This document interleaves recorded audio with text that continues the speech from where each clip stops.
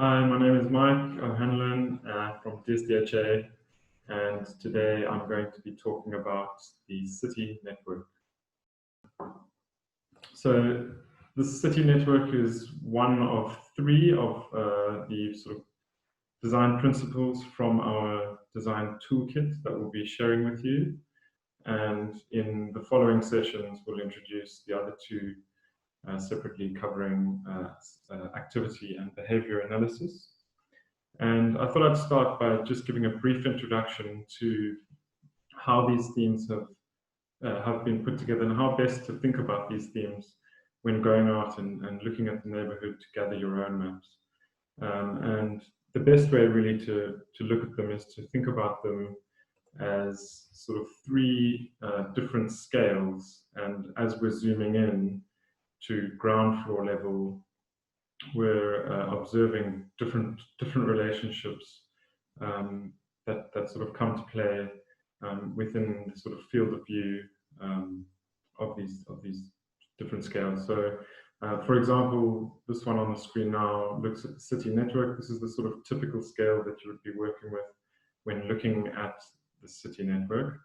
And here we're basically pulling out key travel routes around a neighborhood. So you can see we've highlighted Loughborough Junction, Brixton, and Herne Hill. We're also looking at sort of key vehicle movement or high roads, main roads, railway links between the stations that we've highlighted, as well as any high streets and points of interest. You can also pull out things like green spaces, etc., etc. But we'll get more into detail in this later on. The next design principle, which will be presented separately, looks at activity analysis, and this is looking one step closer. And at this level, we're really looking at the sort of activities that are happening around a site, how busy it is, how those activities change throughout the day, and how that influences people's movements. And then lastly, we look at behavior analysis, and this really happens on the ground floor. So this is looking at, experiencing the site from the perspective of a pedestrian or cyclist or driver of a vehicle. And really here we're trying to understand the behaviors that people adopt as they use the space and what influences your movements through a space. And so I think this idea of scale and zooming in and out to observe different links or networks between observations as you look really closely and then zoom out and look slightly further away is not something that's new. It's something that a lot of architects and urban designers factor into their work.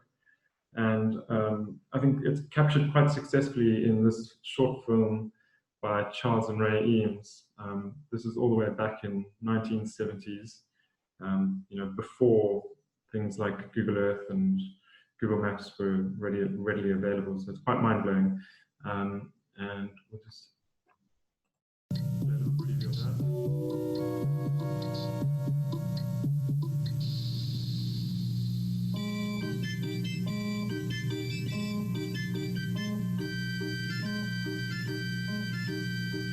The picnic near the lakeside in Chicago is the start of a lazy afternoon, early one October.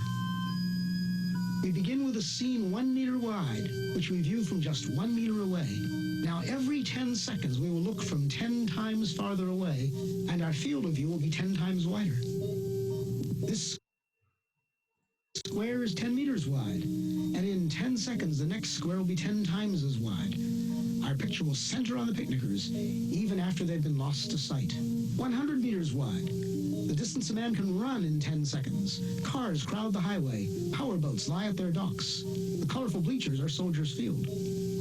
This square is 1 kilometer wide, 1,000 meters. The distance a racing car can travel in 10 seconds. We see the great city on the lake shore. 10 to the 4th meters, 10 kilometers. The distance a supersonic airplane can travel in 10 seconds. We see first the rounded end of Lake Michigan, then the whole Great Lake. 10 to the 5th meters. The distance an orbiting satellite covers in 10 seconds. Long parades of clouds. The day's weather in the Middle West. 10 to the the 6th, a 1 with 6 zeros, 1,000,000 meters. Soon the Earth will show as a solid sphere. We are a So yeah, if you're interested in seeing the rest of that video, you can head on over to, I think it's eamesoffice.com, and the title is called Powers of 10. And yeah, like I said, this I think highlights quite successfully the sort of network of relationships that exist and the sort of comparisons that can be drawn through your observations as you look sort of from sort of quite distant view to a very close-up view. And we attempt to do the same in some of the work that we do and in beginning to map our observations of a given site. And nowadays maps are widely used, and this is quite evident in a lot of games, TV shows and movies, where the audience or users are relating to a map and using it, again, at different scales to interact in different ways. So at the scale of the city, these maps might provide an understanding of the surroundings and the relationships between different areas. Whereas at a closer level and on the ground is where interaction and different behaviors unfold. And in these examples, we're using a scene here from Minecraft on the left, and on the right from the app Pokemon Go. And on the far right, there's one of DSDHA's projects, actually, the Vauxhall Tower sculptures, which have recently been featured as a Pokestop. And so I'm now going to run through some of the tools that we use and some examples of the sorts of things that we map at the city scale. And the first place that we start to make these observations, I think, as I've suggested previously, is through Google Earth. And so you can make use of this tool by opening up a browser, web browser, typing in Google Maps, opening up the app. On the top left-hand corner, you can enter your site or point of interest. In this case, we're looking at Brixton as an example. On the bottom left there, you can change to satellite view. And then on the bottom right, you can then change your view to 3D view, which allows you to tilt the ground plane and understand the height of different buildings and how the street layouts work in slightly more detail. And generally, we use this, we sort of zoom in and out. Again, you can see the railway lines there, the stations. You can see some of the high streets. You can see areas of density where there's buildings that are taller than others. And you can also get right down onto the ground level. So here we've zoomed right in, and this gives us a glimpse of some behaviors that have been caught. So you can see people congregating outside of the park entrance. You can see these two cyclists here cycling on the wrong side of the road, obviously trying to access the market on the left-hand side of the screen there. And you can continue to move through the site, making your own observations and jotting these down as you go, and flicking between sort of street view and a more distant city view. Then the next map or tool that we make use of quite frequently is a cultural infrastructure map. And again, you can access this just by typing cultural infrastructure map of London into your browser. And then when prompted, select the london.gov.uk link to then open up the map through that link there. Now, you might be prompted with a little questionnaire at the beginning. You can cancel that. On the right-hand side, you can select your borough or area of interest.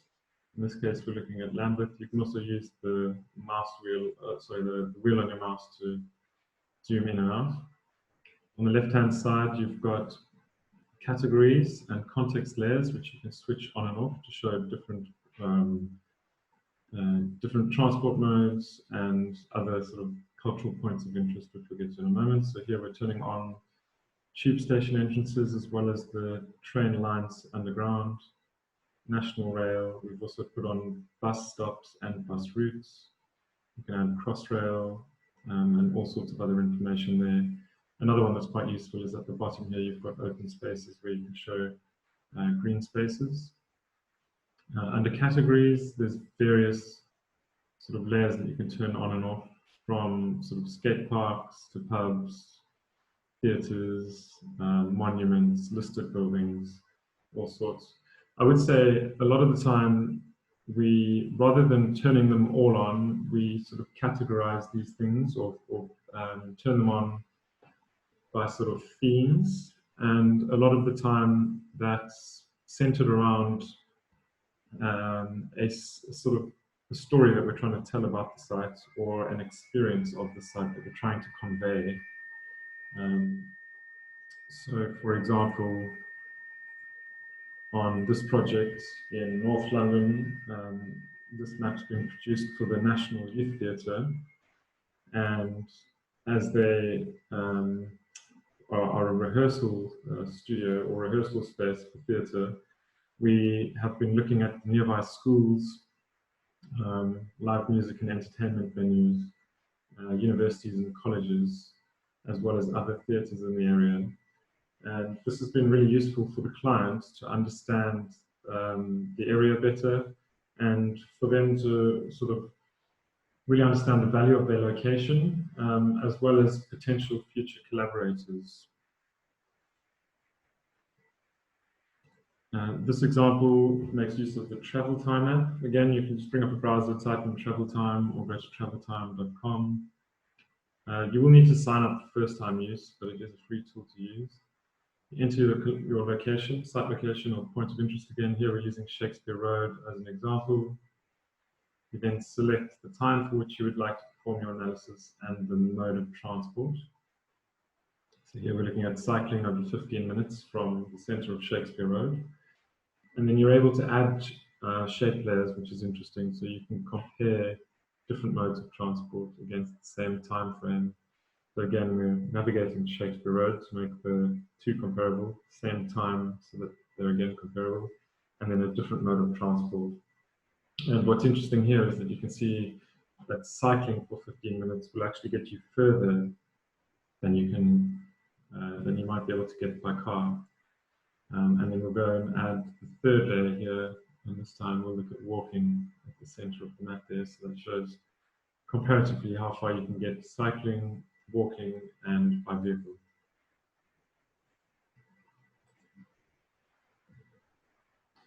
And then another really useful tool, again, this is made available through Google Maps, is creating a network of Google reviews. And this really allows us to create a sort of broader understanding of people's interests in the area, as well as how the site is accessed and the links that it shares with popular destinations nearby. So again, here we're looking at Shakespeare Road. Once you've found your location, you need to select a point of interest on the site. So in this example, we're looking at the Evelyn Grace Academy. We've selected on the left-hand side, see all reviews, and then we select a user profile or a reviewer profile to then see all of their reviews in the nearby vicinity. And you can then pull this information together to create a network map similar to the one shown. And here we've taken two different reviewers.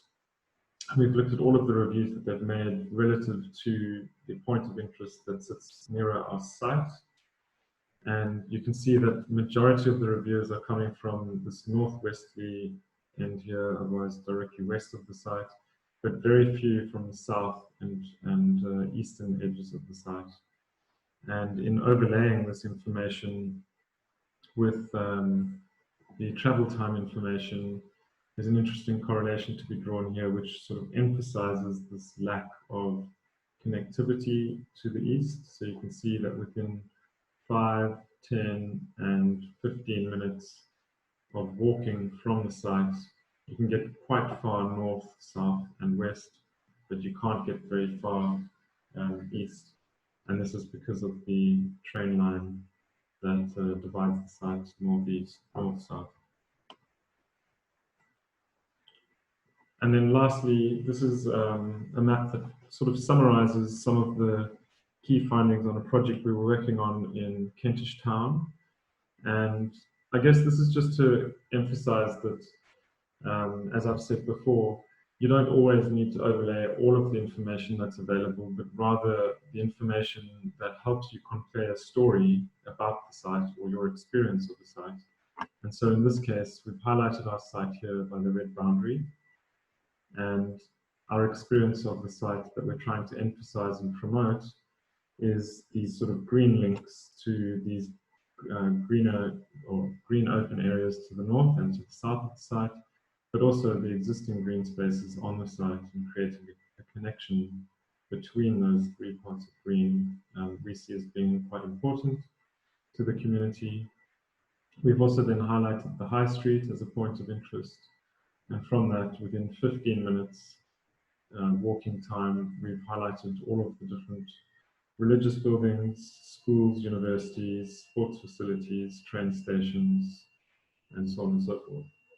And so, to end, I'd like to encourage that that you start to map your own neighborhood, or to collect information to form your own maps. And to get this process going, I think it's useful to think about accessibility and how people get to your chosen site.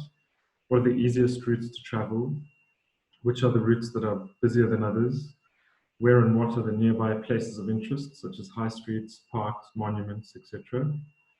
And where are the busy main roads, and where are people likely to cycle versus walk, and so on and so forth. So I hope that's been useful, and there will be a series of workshops that we'll be hosting to follow from these presentations. So if you do have any questions, please feel free to ask them at these workshops. And we'll also be making available a set of base maps. So these are just sort of clear black and white maps that you can start to pinpoint things of your own interest and convey a message of your own. Cool, thank you very much.